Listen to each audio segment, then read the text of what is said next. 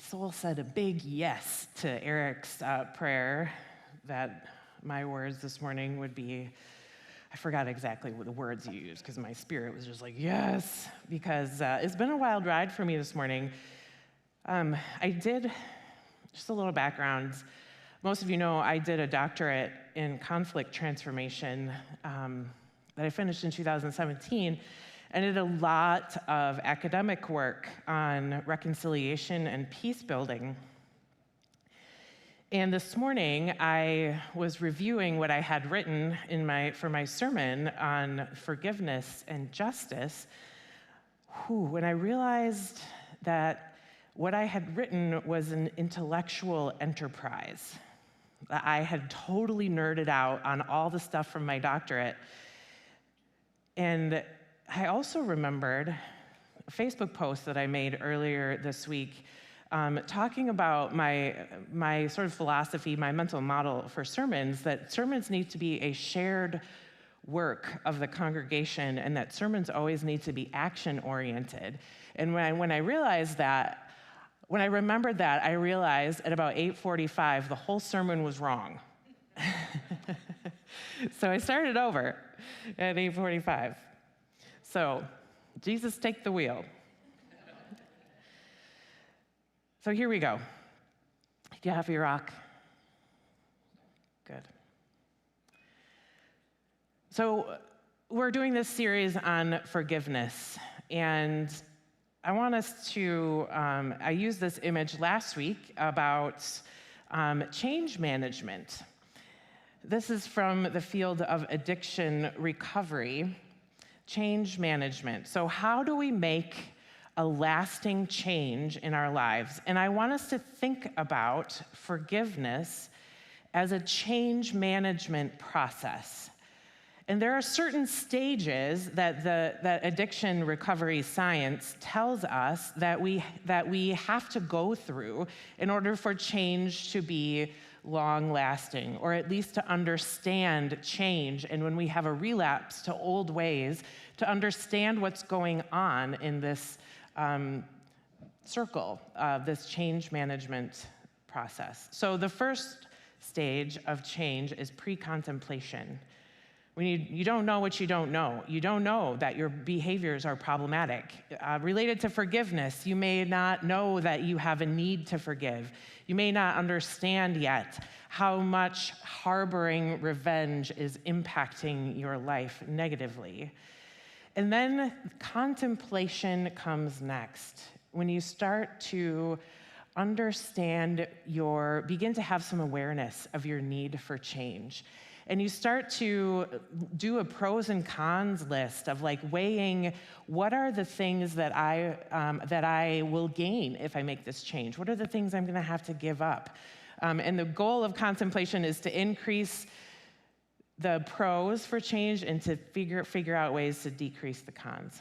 And then preparation is where we make a plan and make a commitment to that plan. Action, of course, is when you live out that plan. And maintenance is when that plan becomes part of your everyday life, when it becomes your new autopilot, this new behavior, this new way of change.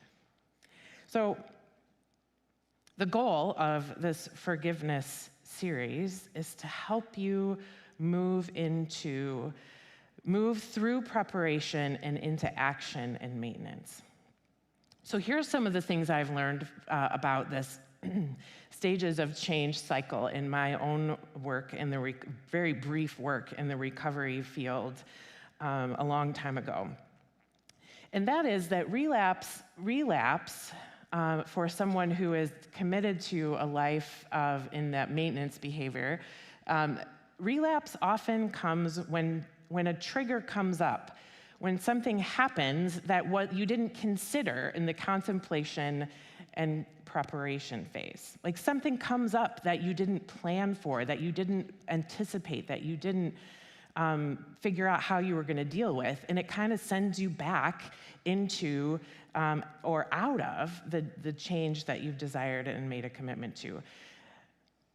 So I think that is often where we in the Christian world moved really quickly to this action phase of forgiveness. To like, I'm just gonna do it, I'm just gonna forgive them, without understanding like what it is that you're leaving behind, what it is that you're letting go of, without making a plan and understanding that that forgiveness is not a once and done thing. So I want to be super clear. We're spending 2 sermons in this series on the contemplation and preparation phase, because I think it has so often been neglected. So the maintenance phase of the goal of this forgiveness journey is to be in the maintenance phase where we have let go, where we have released the power of a harm that someone has done, to get to a point where we can move forward into having a more whole life that's unencumbered by the harm that was done to us. That's the sort of goal of this whole thing, to move to a point where we can be fully alive, where the harm that was done to us doesn't hold us back. So I wonder if you have ever relapsed in a journey of forgiveness.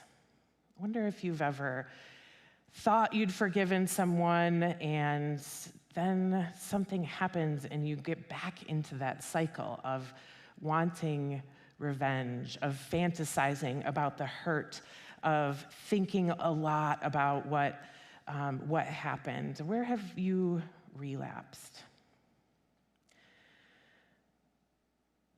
I think it often comes down to myths about what forgiveness is. And I want us to spend a little time helping us to move through contemplation and preparation into pondering some things that are not true about forgiveness, in the hopes that they will not trip us up later in our journey toward change. So there are papers and pens on the aisles near you, maybe behind you or in front of you. And I invite you now to take this rock, take your rock and a pen and your paper, and trace around your rock 5 times on your paper. Just trace around your rock 5 times. It doesn't have to be perfect. Just make 5 shapes using your pen and the rock. Make 5 of them.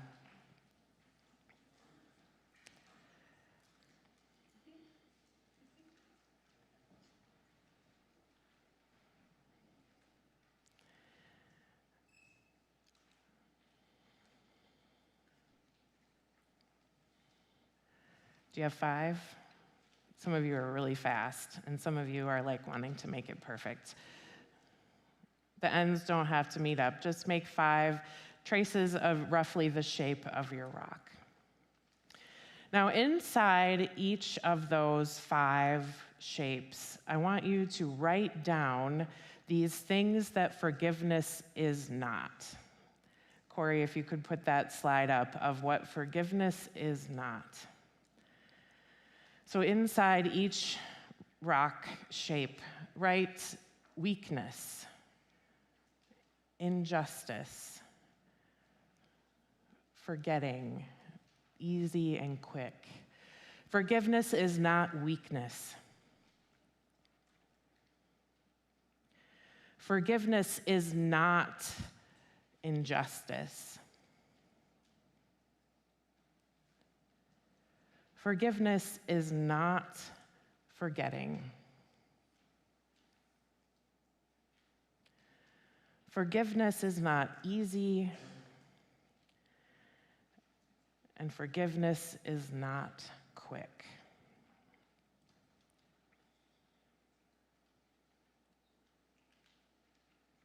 And as we move through the rest of the sermon, I want you to ponder where these myths about forgiveness are getting you stuck. in something that you need to forgive, in something that you need to let go of and move on from. So forgiveness is not weakness. There's this teaching or something that Nietzsche said a long time ago, not that long ago, in the world of philosophy. I'm quickly stepping out of my realm of expertise here. He said that forgiveness is slave morality. That forgiveness is something that we do when it's our only recourse against someone that harmed us. So only weak people forgive, because strong people can exact revenge. Strong people can get payment back for the wrong that was done to them. So Nietzsche says forgiveness is only for the weak, because if you have other options, you will use them.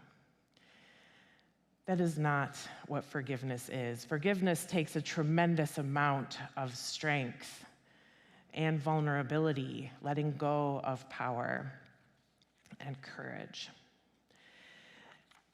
And then forgiveness is not blind to injustice. We're going to spend a little more time on that one. Forgiveness is not blind to injustice.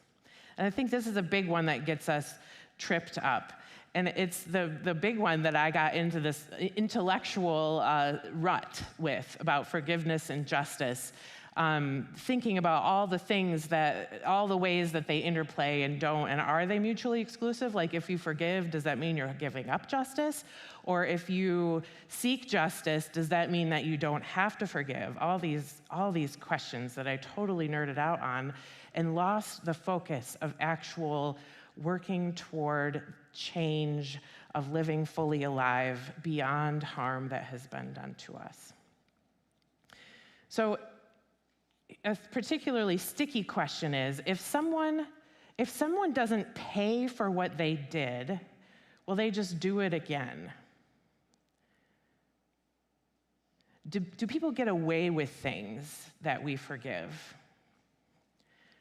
Is there something about punitive sense of justice that will make it right? Will punishing someone for what they did, or having them be punished by the justice system or something else, will that allow us to live the fully alive life that we want beyond the harm? Will that free us? If someone pays, will we truly be free?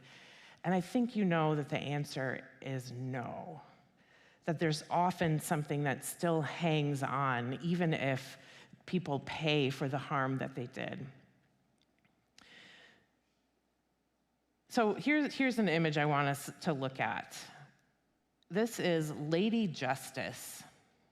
It's a statue it's present in all kinds of art, and you'll see the statue in all kinds of places where our justice system is active.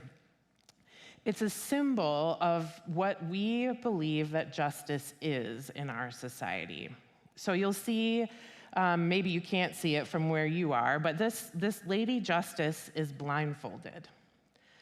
Lady Justice is blindfolded. Lady Justice is supposed to be impartial and objective, knowing that justice should not be based on how things look or how people look or on outside influences. So Lady Justice is blind. Lady Justice is holding scales that represent the weighing of evidence and facts in order to reach a verdict. And the duty of justice that this Lady Justice is portraying is that her job is to restore balance to society. Because harm creates imbalance in society, and her job is to restore balance. And then you see the sword. It symbolizes the power and the authority of Lady Justice. And Lady Justice is wearing a toga, which represents classical ideas of responsibility and logic and philosophy, and that's how she's clothed herself with those things. So I found it interesting that when I Googled God's justice and did an image search just to see like what's out there on the web, on the internet. I was told web is a boomer tech term. So, not a boomer term. Yes, a boomer term. Oh, geez, I'm not even a boomer. On the internet, I did a search on the internet for God's justice. And this image is the image that comes up over and over again. So there's something about this image that we think this is God's image for justice. The problem is that this kind of justice does not restore balance to society. So here's a couple more problems with our conception of justice. And I will use an example to explain them. So this is an example from Brian Zahn's book, Radical Forgiveness. He tells a story of a property dispute between neighbors, where one neighbor built a shed that was 3 feet over the property line into the other neighbor's yard. And as they often do, this escalated into court. So imagine what would be a just outcome. What would be a just outcome of this court decision? What would you consider to be fair? And Brian Zahn's claim is that we think too small when it comes to justice. When we think of justice for me. We think too small. So your first thought, I'm guessing, of what would be fair is that the judge would order that the shed would be removed so that it would restore the order and the balance of the property line. But what if we had a different lens for justice? And what if we were to imagine that the judge orders that both properties be given back to the Native Americans from whom it was stolen? Is that justice? Sort of. But it also creates an injustice for the people who currently have claims to the property. It doesn't satisfy the parties at hand, but it satisfies a bigger picture of justice, which illustrates that we think too small. When we think about justice, we think about justice for me, and that is not God's picture of justice. God's picture of justice is not justice for me, because it's too short-sighted. Justice for me in that situation might mean that the shed is removed. But then the neighbor whose shed it was, is out. The cost of the shed, the cost of rebuilding the shed. And you might think, well, that's just their do whatever. But we don't know that property owner's story. And the cycle of violence works such that if the neighbor has a sense of injustice, that this wasn't fair to me, it just perpetuates the cycle, because then the neighbor might want to exact revenge for that, either on you, or maybe they would take out their frustration on someone in their family. You know how rage works. You often misplace it. You often vent it in places where it doesn't belong. When our lens for justice is too small, it often ends up not creating fully alive life for everyone. It often ends up perpetuating the cycle of violence. So with some deep internet search and some biblical connections that I made, here's God's picture of shalom. Here's God's picture of what restoring peace to society looks like.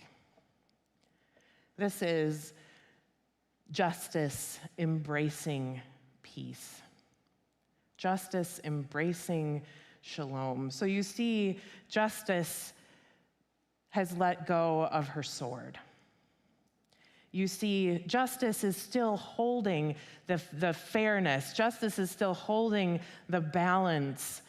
But justice is not looking at it. Justice is focusing her desire on peace, on shalom.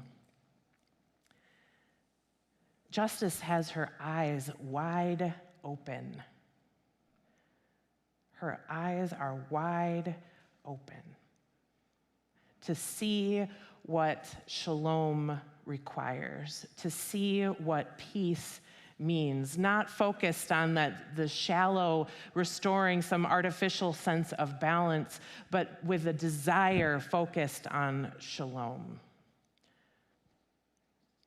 God's justice has eyes wide open to see everything, to see the complexities, that we're never all right and never all wrong. That's one of the things we have to let go of in the process of forgiveness, is thinking that we are all in the right, because it is never true. It is never true that you are 100% in the right. That's why forgiveness is not weakness, because it takes a huge amount of courage and vulnerability to be able to acknowledge, you know what, there were ways in which I was wrong, and there were ways in which you were right. Justice is not blind. God's justice sees all of these complexities. God's eyes are wide open to all of the hurts we've experienced that lead us into harming someone else. God's justice is wide open to all of that in the way that our justice system never could be. God's desire is described just really poignantly and simply in Psalm 85, verse 10, with what this picture of shalom is. Psalm 85, verse 10. Corey, if you could put that up. Steadfast love and faithfulness will meet. Righteousness and peace will kiss each other. Steadfast love and faithfulness will meet. Imagine there's this meeting point, this sweet spot right in the middle of this verse. So steadfast love is what God does, coming down, not that God's up in the sky, that's not true, but let's just pretend. Steadfast love is coming down, and faithfulness is coming up from the earth to meet. And then we've got righteousness, was another word for justice, coming in on the side to meet on this way, and peace coming in from this side, the shalom. There's this sweet spot where love and faithfulness and shalom and justice meet together. That's God's vision of what the fully alive life is like. This is what actually restores the balance in the universe, the balance in the forces when something's been harmed. It's this vision that has to come from both sides and from top and bottom. Justice and peace and love and faithfulness all coming together in this sweet spot. The sweet spot, that's where we want to live. That's where the maintenance phase will bring us, so that sweet spot is our autopilot, where we can recognize the demands of justice, where we can see with the eyes of shalom, where we can experience God's love so that we can live faithfully. That's the sweet spot. That's the maintenance phase. That's what our action should be toward. So I invite you to pull out your paper again with your rock tracings on it.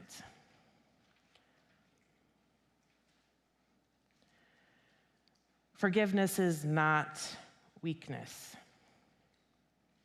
Forgiveness is not injustice. A simple way to think about that is that at Calvary, with the three crosses, and Jesus turned toward the man on the cross next to him who was a thief, and Jesus said to him, "Today you will be with me in paradise." But that didn't mean that he didn't have to experience the consequences before him. The promise was that there was more than his death on the cross. The promise is that that wasn't the end of the story. Forgiveness does not erase justice. Forgiveness sees a bigger picture of justice. Forgiveness is not forgetting. Forgiveness is not pretend that we have our eyes closed to the harm that was done. Forgiveness is not easy. Forgiveness is not quick.